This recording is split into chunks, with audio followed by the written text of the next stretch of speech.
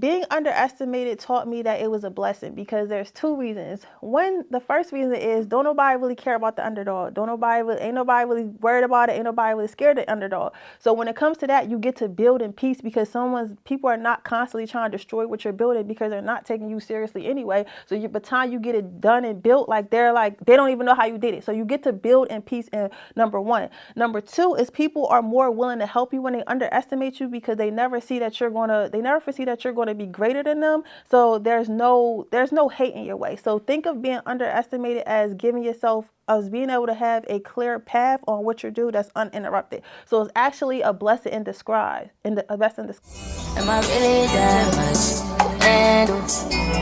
Breaking these figures down like a camera. You don't really know you.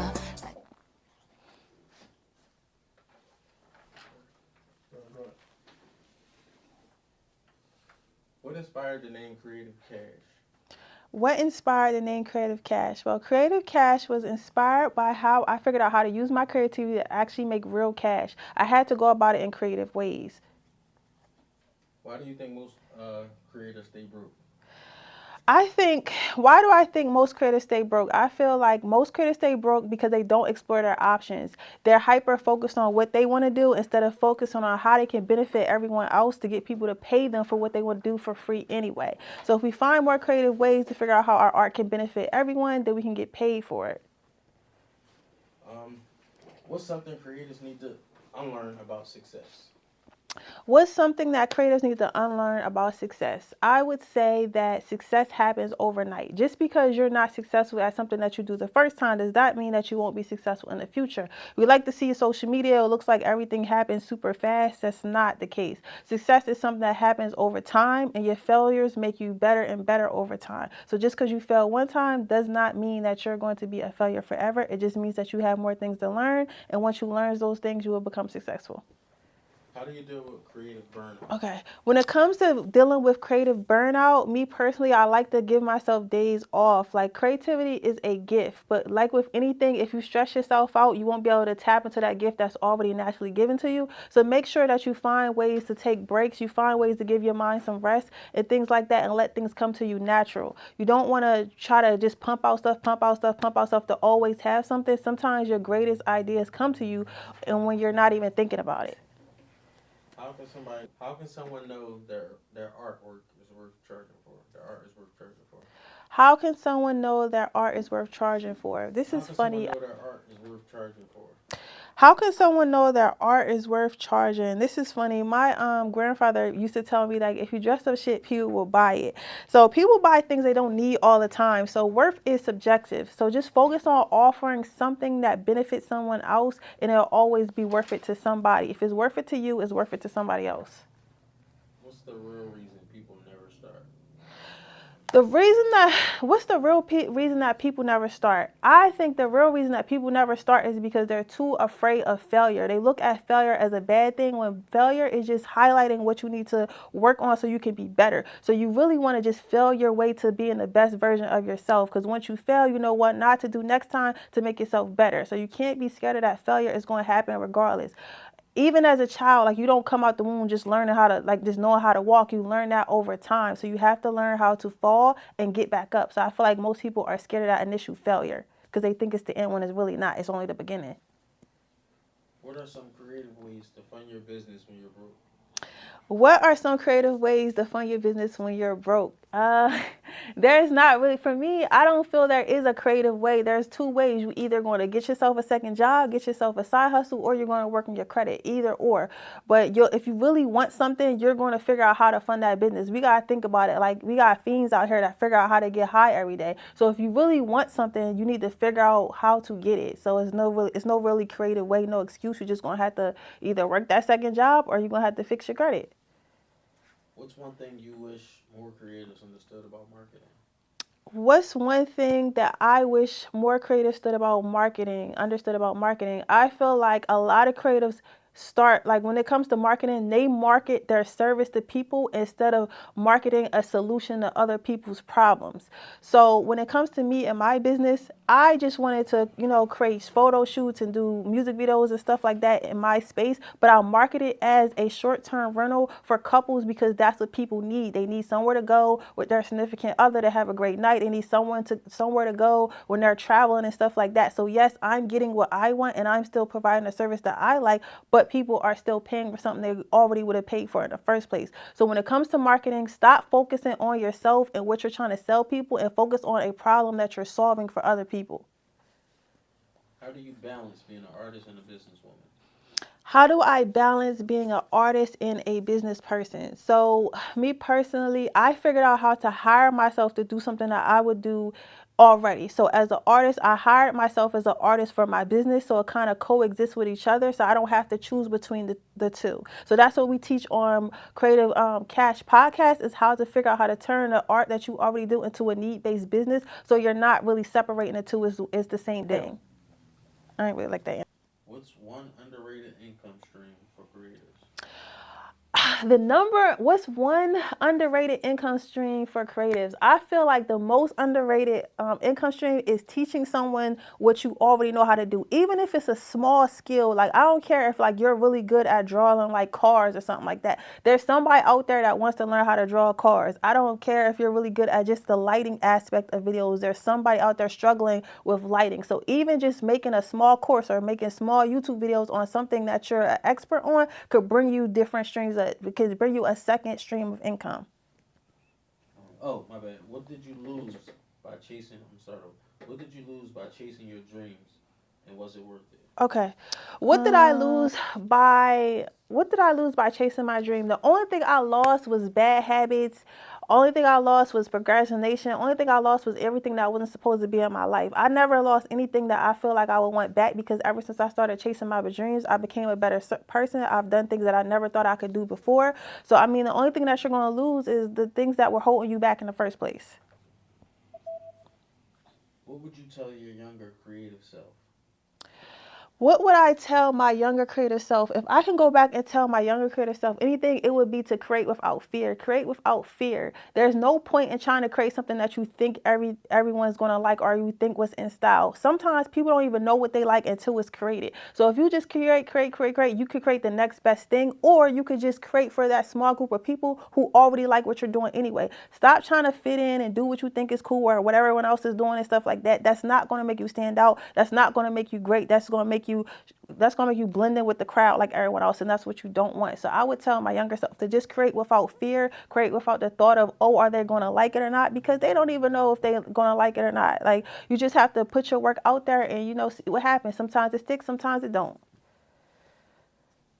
What did being underestimated teach you?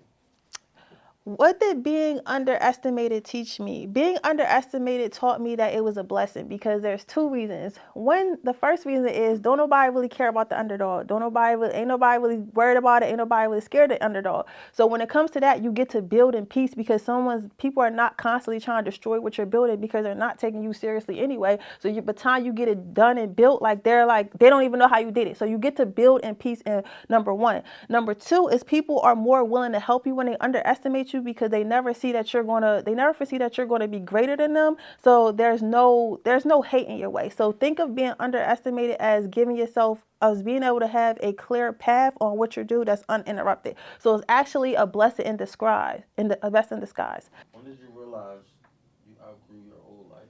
I realized you realize you outgrow your old life when you don't enjoy toxic things no more, when you refuse to settle for less because you've seen and done more, so now you know you deserve more. That one is but that's okay. Just go to the next one. What's the hardest part about becoming a version of yourself you prayed for? What's the hardest part about becoming the version of yourself you prayed for? The hardest part about becoming the person that you pray for is that you're going to have to give up things. You're going to have to be uncomfortable. You're going to have to, take a chance on yourself. You're going to have faith without seeing. That's hard to do. That's hard to do because we don't know what's going to happen, but no one knows the future. So you have to be willing to give up those things that you're comfortable for in order to become somebody new, become someone better. And sometimes uncomfortable can feel like uncertainty, but sometimes uncertainty is better because you never know where it can lead you. I ain't really like that one. What's the hardest part about becoming the version of yourself you All pray right. for?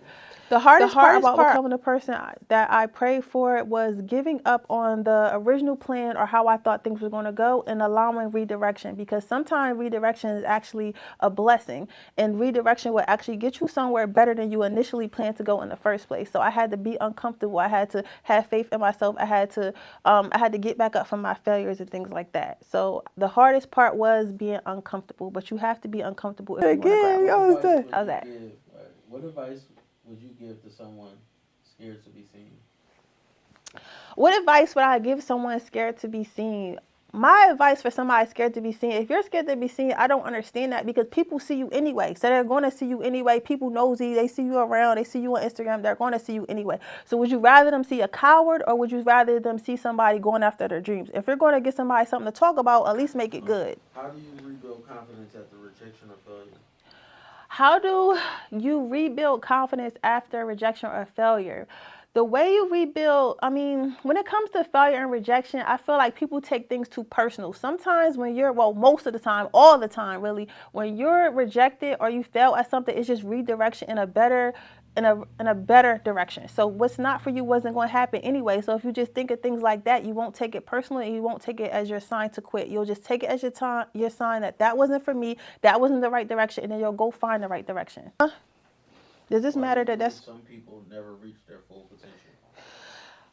Why do I think most people never reach their full potential? I think most people never reach their full potential is because they don't want to invest in themselves. They want to know everything before they start, which is, kind of ridiculous, because that's like a pilot saying, I'm not going to pilot school because I don't know how to fly a plane. You need to learn how to do the things that you want to do to become the person that you want to be. So you need to invest in yourself. So I think that most people fail because they don't want to invest in themselves. They think they're supposed to just come out the gate knowing everything, and that's just not the case, and that's just not realistic.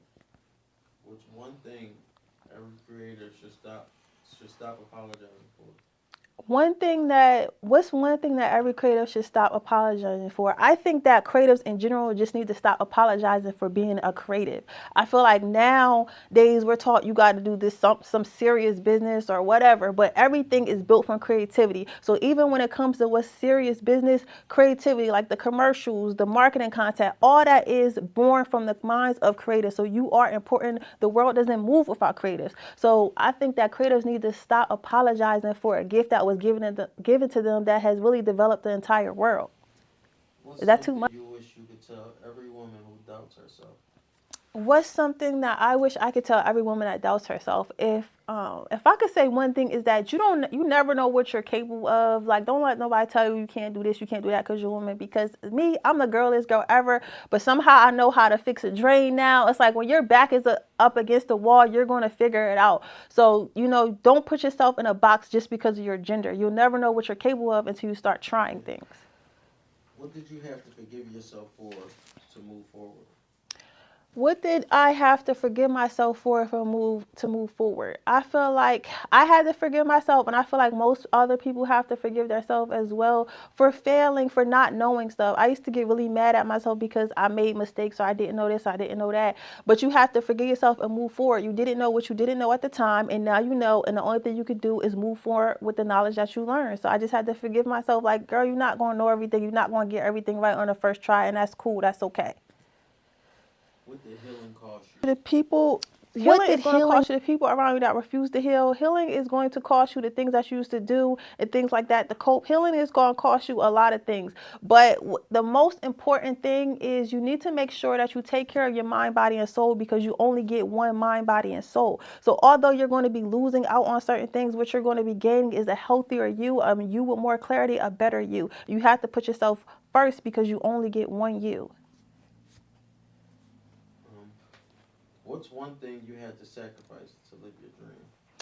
What's one thing you have to sacrifice to live your dream? When it comes to living your dreams, I feel like the hugest thing we have to sacrifice is your time. So in the beginning, you're going to have to put all your time and energy, or most of your time and energy, in what your dream is to get it off the ground. There's no such thing as overnight success. Overnight success takes 10 years. So I feel like we live in this microwave society where everybody thinks everything will happen fast, fast, fast, fast, fast, but that's not the case. You need to put the time in, and you need to allow things to grow. So I feel like when it came to my dreams, and when it still comes to my dreams, I have to sacrifice a lot of time and energy, but I'm willing to do that to have more time later. What did losing everything teach you about rebuilding? What did losing everything teach me about rebuilding? Losing everything taught me that you can rebuild everything again. You can rebuild it better. So nothing is ever lost unless you give up. So what I did was, when I lost everything, I rebuilt everything, and I learned from the mistakes that I made in the beginning. So therefore, every time I rebuild stronger. I rebuild better. So rebuilding, losing everything and being able to rebuild it taught me that there's never a reason to give up, because it can always get better if you're willing to do better. Is that up?